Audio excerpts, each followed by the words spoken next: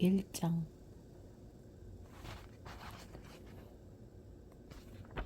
사람은 왜 존재하는가? 진화, 가장 근본적 질문에 대한 대답. 어떤 행성에서 지적 생물이 성숙했다고 말할 수 있는 때는 그 생물이 자기의 존재 이유를 처음으로 알아냈을 때이다. 만약 우주의 다른 곳에서 지적으로 뛰어난 생물이 지구를 방문했을 때 그들이 우리의 문명 수준을 파악하기 위해 맨 먼저 던지는 질문은 당신들은 진화를 알아냈는가? 일 것이다. 지구의 생명체는 자신들 중에 하나가 진실을 밝혀내기 전까지 30억 년 동안 자기가 왜 존재하는지 모르고 살았다. 진실을 밝힌 그의 이름은 찰스 다윈이었다. 공정하게 말하면 몇몇 다른 사람들도 어렴풋이 알고는 있었지만 우리가 왜 존재하는지에 대해서 일관성 있고 조리 있게 설명을 종합한 사람은 다윈이 처음이었다. 다윈은 이 장의 표제와 같은 질문을 던지는 호기심 많은 어린아이에게 우리가 이치에 맞는 답을 가르쳐 줄 수 있도록 한 것이다. 생명에는 의미가 있는가? 우리는 무엇 때문에 존재하는가? 인간이란 무엇인가? 등과 같은 심오한 질문에 마주쳤을 때 우리는 더 이상 미신에 의지할 필요가 없다. 저명한 동물학자 심스는 이 세 가지 중에서 마지막 질문을 제기하면서 이렇게 적었다. 내가 강조하고 싶은 것은 1859년 이전에 이 문제에 답하고자 했던 시도들은 모두 가치 없는 것이며 오히려 그것들을 완전히 무시하는 편이 나을 것이라는 점이다. 오늘날 진화론은 지구가 태양의 둘레를 돌고 있다는 사실과 같이 의심의 여지가 없지만 다윈 혁명의 함의는 널리 받아들여지지 않고 있다. 대학에서 동물학은 아직도 소수의 연구 분야이며 동물학을 연구하고자 하는 사람들조차 그 깊은 철학적 의미를 인식하지 못한 채 자신의 진로를 결정하는 경우가 종종 있다. 철학과 인문학 분야에서는 아직도 다윈이 존재한 적조차 없었던 것처럼 가르친다. 이런 상황은 틀림없이 언젠가 달라질 것이다. 어쨌든 이 책은 다윈주의를 지지하기 위해서가 아니라 특정 논점에 대하여 진화론이 초래하는 결과를 두루 살펴보기 위해 쓰여졌다. 나의 목적은 이기주의와 이타주의의 생물학을 탐구하는 것이다. 이기주의와 이타주의. 학문상의 흥미는 차치하고라도 이 주제가 인간에게 중요함은 말할 나위가 없다. 이 주제는 우리 사회생활의 모든 면, 즉 사랑과 미움, 싸움과 협력, 주는 것과 훔치는 것, 탐욕과 관대함 등에 모두 관련된다. 콘라트 로렌츠의 공격성에 관하여, 로버트 아드리의 사회계약, 그리고 아이베스펠트의 사랑과 미움, 또 이와 같은 문제를 다뤘다고 할 수 있으나 이 책들의 문제점은 그 저자들이 전적으로 완전히 틀렸다는 데 있다.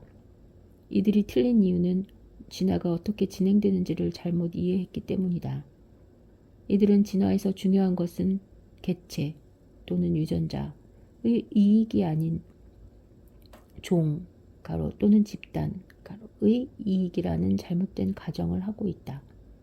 애슐리 몬터규가 로렌츠를 이빨도 발톱도 피범벅이 된 자연을 상상한 19세기 사상가들의 직계 자손이다 라고 비판한 것은 역설이다.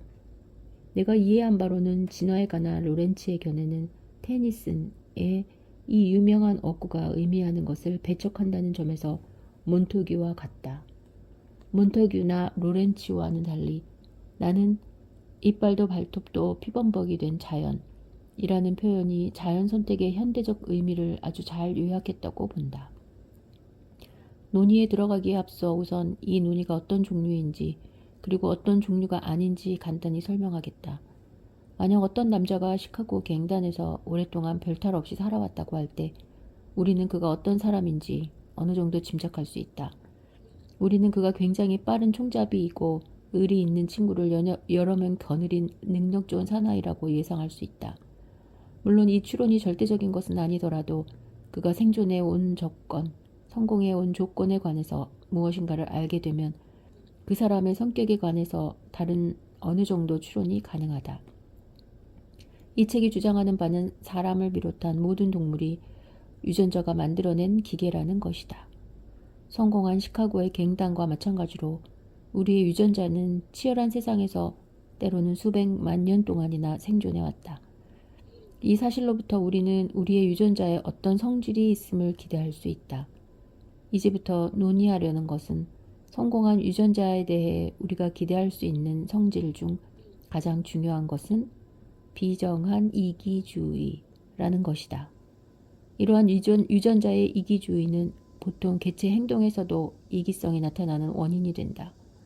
그러나 앞으로 살펴보겠지만 개체 수준에 한정된 이타주의를 선보임으로써 자신의 이기적 목표를 가장 달성하는 특별한 유전자들도 있다. 이 문장에서 한정된과 특별한이라는 용어는 아주 중요하다. 우리가 아무리 그 반대라고 믿고 싶어도 보편적 사랑이나 종 전체의 번영과 같은 것은 진화적으로는 있을 수 없는 것이다. 우선 이 책에서 다루지 않을 첫 번째 사항을 말하고자 한다. 나는 진화에 근거하여 도덕성을 옹호하려는 것이 아니다. 단지 사물이 어떻게 진화되어 왔는가를 말할 따름이다. 우리 인간이 도덕적으로 어떻게 행동해야 하는가를 말하려는 것이 아니다. 내가 이 점을 강조하는 이유는 어떠해야 한다는 주장과 어떻게 된 일인지에 대한 진술을 구별 못하는 많은 사람들에게서 오해받을 소지가 충분히 있기 때문이다. 비정한 이기주의라는 유전자의 보편적 법칙에만 기초를 둔 인간 사회는 매우 험악한 사회가 될 것이다. 그러나 아무리 개탄스러운 일이라 해도 그것이 사실임에는 변함없다. 이 책은 독자가 흥미롭게 읽도록 쓴 것이다. 그럼에도 불구하고 이 책에서 도덕을 이끌어내고 싶다면 이 책의 내용을 하나의 경고로 받아들이기 바란다. 만약 당신이 나처럼 개개인의 공동의 이익을 위해 관대하게 이타적으로 협력하는 사회를 만들기를 원한다면 생물학적 본성으로부터 기대할 것은 거의 없다는 것을 경고로 받아들이기 바란다. 우리는 이기적으로 태어났다. 그러므로 관대함과 이타주의를 가르쳐보자. 우리 자신의 이기적 유전자가 무엇을 하려는 녀석인지 이해해보자. 그러면 우리는 적어도 유전자의 의도를 뒤집을 기회를, 다른 종이 결코 생각해보지도 못했던 기회를 잡을 수 있을지도 모른다. 관대함과 이타주의를 가르치는 것에 덧붙여 말하자면 유전되는 형질이 고정된 것이어서 변경이 불가능하다고 가정하는 것은 오류다. 우리의 유전자는 우리에게 이기적 행동을 하도록 지시할지 모르나 우리가 전생에 동안 반드시 그 유전자에 복종해야만 하는 것은 아니다. 다만 유전적으로 이타적 행동을 하도록 프로그램이 되어 있어 이 경우보다 이타주의를 학습하는 것이 더 어려울 뿐이다. 동물 중에서 인간만이 학습되고 전승되어 온 문화에 지배된다. 어떤 사람은 문화만큼 중요한 것이 없기 때문에 이기적이든 아니든 간에 유전자는 인간의 본성을 이해하는데 하등 도움이 안 된다고 할지도 모른다. 그리고 그렇지 않다는 사람도 있다. 이것은 모두 인간의 속성을 결정하는 요인이 천성이냐 교육이냐 하는 논쟁에서 어느 편을 드느냐에 달려있다. 여기서 나는 이 책에서 다루지 않을 두 번째 사항을 말해야겠다. 이 책은 천성이냐 교육이냐 라는 논쟁에서 어떤 한쪽을 두둔하려는 것이 아니다. 물론 이에 대한 나름의 의견이 있으나 그것을 표명하지는 않을 것이다. 다만 이 책의 11장에서 문화에 대한 내 견해가 은연중에 드러날지도 모른다. 만약 유전자가 현대인의 행동 결정에 전적으로 무관하다고 할지라도, 그리고 이러한 맥락에서 우리가 동물계에서 유일한 존재임을 알았다고 할지라도 최근에야 비로소 인간의 예외가 된 그 규칙에 대해 아는 것은 여전히 흥미로운 일이다. 또한 우리 종이 우리가 생각하고 싶은 만큼 그렇게 예외가 아니라면 우리는 더더욱 그 규칙을 배워야 한다. 이 책에서 다루지 않을 세 번째 사항은 인간 또는 기타 동물의 상세한 행동에 관한 서술이다. 이는 상세한 설명이 필요할 때 예로서만 사용할 것이다. 나는 개코 원숭이의 행동을 보면 그 행동이 이기적이라는 것을 알 수 있기 때문에 인간의 행동도 이기적일 가능성이 크다고 않고 말하지 않을 것이다. 앞서 이야기했던 시카고 갱단의 논리는 전혀 다르다. 인간도 개코 원숭이도 자연 선택을 거쳐 진화해 왔다. 자연 선택의 과정을 보면 자연 선택을 거쳐 진화해 온 것은 무엇이든 이기적일 수밖에 없다는 것을 알게 된다. 따라서 우리는 개코 원숭이, 인간, 그리고 기타 모든 생물의 행동을 보면 그 행동이 무엇이든 이기적일 것이라고 예상해야 한다. 만약 이 예상이 잘못된 것이라는 사실을 알게 되면, 즉 인간의 행동이 진정으로 이타적이라고 관찰될 경우 우리는 난처한 설명을 필요로 하는 사태에 직면할 것이다. 논의를 진전시키기에 앞서 용어의 정의가 필요하다. 어떤 생물체, 예를 들어 개코 원숭이 한 마리가 자기를 희생하여 다른 생물체의 행복을 증진시키는 행동을 했다면 그 생물체의 행동은 이타적이라고 할 수 있다. 이기적 행동은 이것과 반대다. 행복은 생존의 기회로 정의된다. 비록 생사의 갈림길에 미치는 영향이 극히 적고 무시해도 될 것처럼 보이더라도 말이다.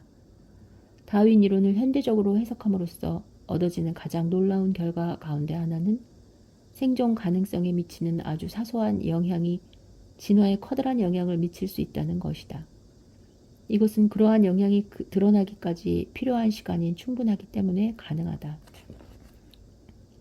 이처럼 이타주의와 이기주의의 정의가 주관이 아닌 행동에 근거한 것임을 이해하는 것이 중요하다. 여기서 나는 행동의 심리적 동기에 대해서는 관심이 없다. 나는 이타적으로 행동하는 사람이 정말로 숨겨진 혹은 무의식적인 이기적 동기에 따라 그러한 행동을 하는지 아닌지 논의하려는 것이 아니다. 그들은 그럴 수도 있고 그렇지 않을 수도 있고 아니면 우리는 영영 알 수 없을지도 모른다. 그러나 어느 경우에라도 이 책에서 논의할 사항은 아니다. 다만 이 행위가 이타 행위자의 생존 가능성과 이타 행동의 수혜자의 생존 가능성을 높이는 효과를 내는지 아니면 낮추는 효과를 내는지만 중요할 뿐이다. 장기적인 생존 가능성에 행동이 미치는 효과를 증명하기는 대단히 어렵다. 우리가 실제 행동에 우리의 정의를 적용할 때에는 겉보기에 어떤지를 살펴보아야 한다. 겉보기에 이타적 행위는 표면적으로 이타주의자의 죽을 가능성을 가로 조금이나마 가로 높이고 동시에 수혜자의 생존 가능성을 높이는 것처럼 보이는 행위다. 자세히 들여다보면 겉보기에 이타적인 행위는 실제로는 이기주의가 둔갑한 경우가 많다. 다시 말하지만 이는 기저에 깔린 동기가 이기적이라는 뜻이 아니라 생존 가능성에 미치는 실제 영향이 우리가 처음 생각했던 것과는 반대라는 뜻이다. 이기적인 행동의 예. 겉보기에 이기적인 행동과 이타적인 행동의 예를 몇 가지 들어보자. 우리가 우리 자신을 취급할 때는 주관적으로 생각하는 경향이 있으므로 다른 종의 동물을 예로 들겠다. 우선 개체의 이기적인 행동의 예를 몇 가지 살펴보자.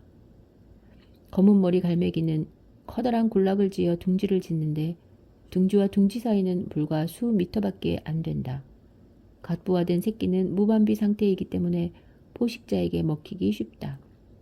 이웃이 먹이를 찾으러 집을 떠날 때까지 기다렸다가 그 둥지를 습격하여 어린 새끼를 삼켜버리는 갈매기를 흔히 볼 수 있다. 그 갈매기는 먹이를 잡으러 나가는 수고를 할 필요도 없이 자기 둥지를 지키는 동시에 풍부한 영양을 섭취할 수 있는 것이다. 더 잘 알려진 예로 암사마귀는 동족을 잡아먹는 무시무시한 습성이 있다. 사마귀는 몸집이 큰 육식성 곤충으로 보통 파리와 같은 작은 곤충을 먹지만 움직이는 것은 무엇이든 공격한다. 짝짓기를 할 때 수컷은 조심스럽게 암컷에게 접근하여 암컷 위에 올라타고 교미를 한다. 암컷은 기회가 되면 수컷을 잡아먹는다. 수컷이 접근할 때나 자신의 몸에 올라탄 직후 혹은 떨어진 후에 머리부터 잘라먹는다. 암컷 입장에서는 교미가 끝날 때까지 기다렸다가 수컷을 잡아먹는 것이 가장 유리할지도 모른다. 그러나 머리가 없다는 것이 수컷의 남은 몸통 부분의 성행위를 멈추게 하는 것 같지는 않다. 실제로 곤충의 머리에는 억제 중추가 있기 때문에 암컷은 수컷의 머리를 먹는 것으로 수컷의 성행위를 활성화시킬 수 있다. 만약 그렇다면 이것은 암컷에게는 추가적인 이득이 되는 셈이다. 물론 주된 이득은 암컷이 좋은 먹이를 얻는 것이다. 이기적이라는 말은 동족에게 잡아먹는 것과 같은 극단적인 경우에 대해서는 상당히 절제된 표현일지 모르겠으나 다음에 얘는 이동을 살펴보면 아마도 누구나 다음에 얘는 이기성의 정의에 잘 부합한다. 남극의 펭귄 황제 펭귄에서 보고된 비겁한 행동을 살펴보면 아마도 누구나 쉽게 동의할 수 있을 것이다.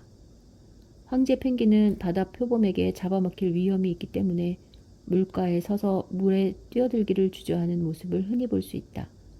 그중 한 마리가 뛰어들면 나머지 펭귄은 바다 표범이 있는지 없는지 알 수 있다. 당연히 어느 펭귄도 자기가 희생물이 되려고 하지 않기 때문에 황제 펭귄들은 그저 누군가 뛰어들기만 기다린다. 무리 중에 하나를 떠밀어 버리려고까지 한다. 더 일반적인 경우에 이기적인 행동은 단순히 먹이나 영역 또는 교미 상대와 같은 가치 있는 자원을 공유하기를 거부하는 행위로 볼 수도 있다. 겉보기에 이타적인 행동의 예를 몇 가지 들어보자. 이타적인 행동의 예. 일벌이 침을 쏘는 행동은 꿀도둑에 대한 아주 효과적인 방어수단이다. 그러나 침을 쏘는 벌은 가미가제 특공대다. 침을 쏘는 것과 동시에 생명 유지에 필수적인 내장이 보통 침과 함께 빠져버리기 때문에 그 벌은 얼마 지나지 않아 죽게 된다. 벌의 자살행위가 집단의 생존에 필요한 먹이 저장고를 지켜냈을지 몰라도 일본 자신은 그 이익을 누리지 못한다. 우리의 정의에 따르면 이것은 이타적인 행동이다. 우리는 여기서 의식적인 동기에 대해서 말하는 것이 아니라는 점을 기억해야 한다. 이 경우에도 또 이기적인 행동의 경우에도 의식적인 동기는 있을 수 없고 없을 수도 있다. 그러나 그 동기는 우리가 내린 정의와 전혀 무관하다. 친구를 위해서 생명을 버리는 것은 명백히 이타적인 행동이며 위험을 감수하는 것도 마찬가지다. 대부분의 작은 새는 매와 같은 포식자가 날아가는 것을 보면 독특한 경계음을 내는데 이 소리를 듣고 무리 전체가 위험을 피하게 된다. 경계음을 내는 새는 포식자의 주의를 자신에게 쏠리게 하므로 특히 위험에 처할 수 있다는 간접적인 증거도 있다. 아주 약간의 위험을 더 무릅쓰는 것일 뿐이지만 이 또한 우리의 이타적 행위의 정의에 포함되는 것처럼 보인다. 동물의 이타적 행동 중에서 가장 흔하면서도 뚜렷한 것이 새끼에 대한 어미의 행동이다. 어미는 둥지에서나 체내에서 알을 품고 엄청난 비용을 감수하면서도 새끼에게 먹이를 주며 목숨을 걸고 포식자로부터 새끼를 지킨다. 일례로 지상에 둥지를 트는 새의 대부분은 이와 같은 포식자가 접근할 때 이른바 주의, 전환, 과시 행동을 한다. 어미새는 한쪽 날개가 꺾인 양 몸짓을 하며 여우를 둥지로부터 먼 곳으로 유인한다. 포식자는 쉽게 잡을 수 있을 것처럼 보이는 먹이를 따라 새끼가 있는 둥지에서 멀어진다. 마침내 어미새는 이 몸짓을 멈추고 공중으로 날아올라 여우의 습격을 피한다. 이 어미새는 자기 새끼의 생명은 구했으나 자기 자신을 위험한 상태에 노출시킨다. 여러 가지 이야기로 논지를 입증하려는 것은 아니다. 사례를 아무리 늘어놓는다 해도 그것은 일반론의 정당한 증거로 삼기는 어렵다. 위에서 언급한 이야기들은 단지 개체 수준의 이타적 행동과 이기적 행동이 무엇을 의미하는지 알아보기 위해 예로 들었을 뿐이다. 이 책에서 나는 유전자의 이기성이라는 기본 법칙으로 개체의 이기주의와 이타주의 모두가 어떻게 설명될 수 있는지 보이고자 한다.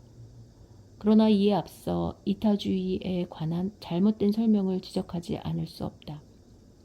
왜냐하면 이와 같은 설명은 이미 널리 알려져 있고 학교에서도 이를 널리 가르쳐 왔기 때문이다. 집단 선택설. 그 잘못된 설명은 앞서 언급한 오해, 즉 생물은 종의 이익을 위하여 또는 집단의 이익을 위하여 행동하도록 진화한다. 오해에 근거한다. 이런 사고방식이 생물학에 어떻게 자리잡게 됐는지는 쉽게 알 수 있다. 동물의 생활은 대부분 번식에 대한 활동이며 자연에서 볼 수 있는 대부분의 이타적 자기 희생은 어미가 새끼에게 하는 것이다. 종의 영속은 흔히 번식에 대한 완곡한 표현으로 쓰인다. 그리고 그것이 번식의 결과라는 사실은 의심의 여지가 없다. 논리를 조금만 비약시키면 번식의 기능이 종을 영속시키기 위한 것이라는 추론도 가능하다. 그러나 이로부터 동물이 일반적으로 종의 영속에 유리한 방향으로 행동한다고 결론 짓는 것은 잘못이다. 동료에 대한 이타주의는 그 결과로 얻어지는 듯하다. 이 사고방식은 다윈의 용어를 이용하여 표현할 수 있다. 진화는 자연 선택세를 거쳐 진행되고 자연 선택은 최적자의 차등적 생존을 의미한다. 그런데 여기서 말하는 최적자란 최적인 개체일까? 최적인 종족일까? 최적인 종일까? 아니면 다른 무엇일까? 어떤 맥락에서는 이것이 그다지 중요한 문제가 아닐 수 있지만 이타주의에 대해서 말할 때는 확실히 중대한 문제다. 다윈이 이른바 생존 경쟁이라고 말한 데서 경쟁하고 있는 단위가 종이라고 한다면 개체는 장기판의 졸로 볼 수 있다. 졸은 종 전체의 더 큰 이익을 위해 필요하다면 희생될 수도 있는 것이다. 좀 더 고상하게 말하면 자기 집단의 이익을 위해 희생할 수 있는 개체들로 구성된 종 내지는 종 내 개체군과 같은 집단은 각 개체가 자기 자신의 이기적 이익을 우선으로 추구하는 다른 경쟁자 집단보다 절멸의 위험이 적을지도 모른다. 따라서 세상은 자기 희생을 치르는 개체로 이루어진 집단으로 가득 찬 것이다. 이것이 집단 선택설이다. 이 학설은 윈 에드워드의 유명한 저서를 통해 소개되었고 아드리의 사회계약이라는 책을 통해 널리 알려졌다. 이는 진화론의 상세한 내용을 모르는 생물학자들에게 오랫동안 진실이라고 생각되어 온 학설이다. 이와 반대로 정통 학설은 개체 선택설이라고 불린다. 나는 개인적으로 유전자 선택설이라고 부르는 것을 더 선호한다. 위의 논의에 대한 개체 선택론자의 답은 간단히 말해서 다음과 같다.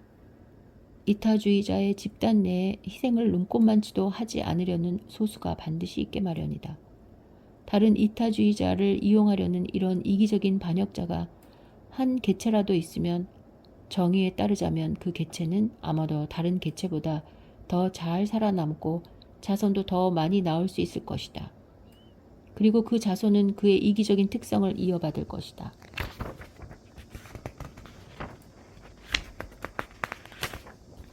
여러 세대의 자연 선택을 거치고 나면 이 이타적 집단에는 이기적인 개체가 만연해 이기적 집단이나 마찬가지가 될 것이다. 있을 수 없는 일이지만 처음부터 반역자가 전혀 없는 순수한 이타적 집단이 있다고 하더라도 이웃의 이기적 집단에서 이기적인 개체가 이주해 와서 교배를 하여 이타적 집단의 순수 혈통을 오염시키는 것을 막기란 매우 어려운 일일 것이다. 개체 선택론자들은 집단도 사멸한다는 것과 집단이 실제로 절멸하는지의 여부가 그 집단에 속한 개체의 행동 여하에 달려있다는 것을 인정할 것이다. 또한 어떤 집단의 개체들이 선견지명이 있기만 하다면 이기적 욕망을 억제하고 집단 전체의 붕괴를 막는 것이 종국에는 자기들의 최대 이익이 된다는 것을 알게 되리라는 점까지도 인정할 것이다. 이 점을 몇 번이나 더 반복해서 이야기해야 하는가.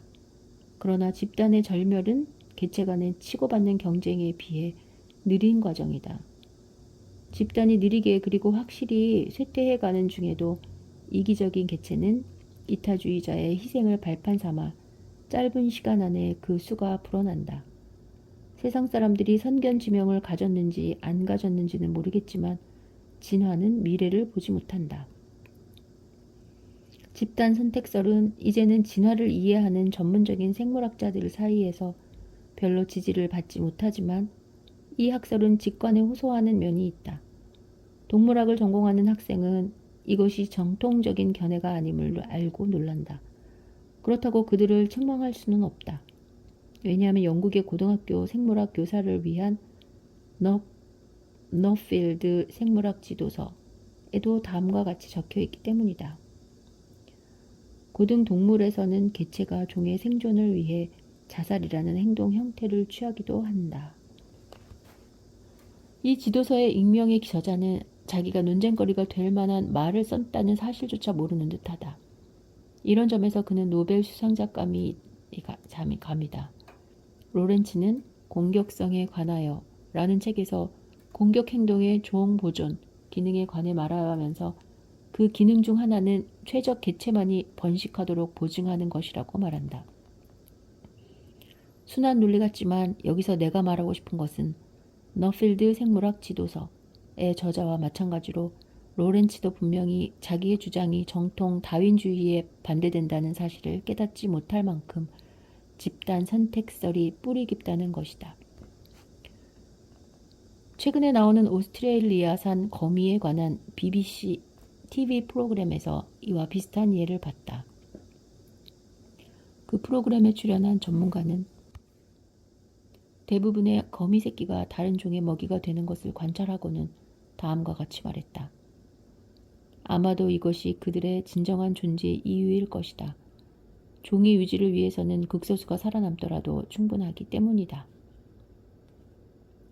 사회계약에서 아드리는 일반적인 사회질서 전반을 설명하는데 집단 선택설을 이용했다. 명백히 그는 인간을 동물의 정도에서 벗어난 종이라고 본다. 아드리는 적어도 숙제를 한 셈이다. 정통적인 개체 선택설에 이의를 제기하려는 그의 결의는 분명히 의식적인 것이었다. 그는 이러한 점에서 평가를 받을 만하다. 아마도 집단 선택설이 큰 매력을 갖는 이유는 그것이 대부분 우리가 갖고 있는 도덕적 이상이나 정치적 이상과 조화를 이루기 때문일 것이다. 개인으로서 우리는 종종 이기적으로 행동하지만 이상적으로는 타인의 이익을 우선하는 사람을 존경하고 칭찬한다. 그러나 우리가 타인이라는 말을 어느 범위까지 설정해야 하는가에 관해서는 다소 혼란이 있다. 집단 내 이타주의는 집단 간의 이기주의를 동반할 때가 많다. 이것이 노동조합의 기본 원리다. 또 다른 수준에서 보면 국가는 우리의 이타적 자기 희생에서 이익을 얻는 집단이며 젊은이들로 하여금 자국의 영광을 위해 목숨을 바치게 한다. 또한 그들은 타국인이라는 것 외에는 잘 알지도 못하는 타인을 살상하도록 훈련받는다. 이상하게도 개개인에게 생활 소비를 좀 줄여달라는 평상시의 호소는 자신의 생명을 바치라는 전시의 호소만큼 효과적이지 않은 것 같다. 최근 인종차별주의나 애국심에 반대하여 동지의식의 대상을 인류라는 종 전체로 바꾸려는 움직임이 일고 있다. 이처럼 이타주의의 대상을 확장하고자 하는 인도주의자들은 흥미로운 면모를 지니고 있는데 진화에서 종의 이익이 중요하다는 사고방식을 지지하는 것처럼 보인다. 보통 종의 윤리를 가장 확신하는 이 정치적 자유주의자들은 이타주의의 대상을 좀 더 확장하여 다른 종까지 포함시키려는 사람을 매우 경멸하는 경우가 종종 있다. 만약 내가 사람들의 주거 문제를 개선하는 것보다 대형 고래의 도살을 막는 것에 더 큰 관심이 있다고 말한다면 몇몇 친구들은 충격을 받을 것이다. 동종의 일원이 다른 종의 일원에 비해 특별한 도의적 배려를 받는 것이 당연하다는 생각은 아주 오래전부터 이어온 것이다. 전쟁 이외의 상황에서 살인하는 것은 통상 범죄 중에서 가장 큰 죄로 생각되어 왔다. 우리 문화에서 살인보다 더 강하게 금지되는 유일한 것은 식인 행위다. 비록 죽은 자일지라도. 그러나 우리는 다른 종의 일원을 먹는 것을 즐긴다. 대부분의 사람들은 잔인무도한 범인에 대해서조차 사형 집행을 꺼리는 데 반해 많은 피해를 주지 않는 유해 동물에 대해서는 재판도 없이 쏴 죽이는데 기꺼이 동의한다. 그뿐인가 우리는 수많은 무해한 동물을 오락이나 유흥을 위해 죽인다. 아베마만큼이나 인간적 감정이 없는 인간의 태아는 어른 침팬지보다도 많은 공경과 법적 보호를 받는다. 그러나 최근의 실험적 증거에 따르면 침팬지는 감정이 있고 사고할 뿐 아니라 인간의 언어를 배울 수도 있다. 태아는 우리 종에 속하므로 그것만으로 특혜와 특권이 부여되는 것이다. 리처드 다 라이더가 말하는 종차별주의의 윤리가 인종차별주의의 윤리보다 확실한 논리적 근거가 있는지 나는 모른다. 단지 내가 아는 것은 그러한 논리에는 진화생물학적으로 적절한 근거가 없다는 것이다. 어느 수준의 이타주의가 바람직한가? 가족인가, 국가인가, 인종인가, 종인가, 아니면 전체 생물인가에 대한 인간 윤리의 혼란은 진화론의 입장에서 보면 어느 수준에서 이타주의를 기대할 수 있는가라는 생물학적인 문제와 혼란을 그대로 반영한다. 집단 선택론자도 경쟁 집단의 구성원들이 서로 미워하고 옥신각신하는 것에 그리 놀라지는 않을 것이다. 경쟁 집단의 구성원은 노동조합원이나 군인들처럼 한정된 자원을 둘러싼 싸움에서는 자기 집단의 편을 든다. 그러나 이 경우 집단 선택론자가 어느 수준이 중요한지를 어떻게 정했는가 하는 것은 질문할 가치가 있다. 만약 선택이 같은 종류의 집단 간이나 다른 종 간에서 일어난다면 왜 더 큰 집단 간에서는 일어나지 않는 것일까? 종은 속에 속하고 속은 목에, 목은 강에 속한다. 사자와 영양은 둘 다 우리와 마찬가지로 포유 강의 일원이다. 그렇다면 사자는 포유동물의 이익을 위해 영양을 죽이지 않으리라고 예측할 수 없는 것인가? 분명히 포유동물의 절멸을 방지하기 위해서 사자는 영양 대신에 새나 파충류를 사냥해야 할 것이다. 그러나 척추동물, 문 전체를 존속시키기 위해서는 어떻게 해야 하는가? 규류법으로 집단 선택설의 난점을 지적하는 것에는 별 문제가 없어 보이지만 개체의 이타성이 존재한다는 사실을 증명해야 하는 일이 아직 남아있다. 아드리는 톰슨 가젤이 껑충껑충 뛰는 도약 행동과 유사한 행동들을 설명할 수 있는 건 집단 선택뿐이다. 라고 했다. 포식자 앞에서 행해지는 이 박력 있고 눈에 잘 띄는 도약 행동은 새의 경계음과 비슷한 것이다. 위험에 처해 있는 동료들에게 경고하면서 한편으로는 도약 행동을 하는 자신에게 포식자의 주의를 돌리기 때문이다. 우리는 톰슨 가젤의 도약 행동이나 이와 유사한 현상 모두를 설명할 책임이 있다. 이에 대해서는 다음 장에서 살펴볼 것이다. 그에 앞서서 진화를 바라보는 가장 좋은 방법은 가장 낮은 수준에서 일어나는 선택의 관점에서 보는 것이라는 나의 신념을 주장하지 않을 수 없다. 이 신념은 윌리엄스의 명저 적응과 자연선택에서 큰 영향을 받았다. 이 책에서 활용할 중심적인 아이디어는 금세기 초 유전자가 밝혀지기 이전 시대에 바이스만이 예시한 것이다.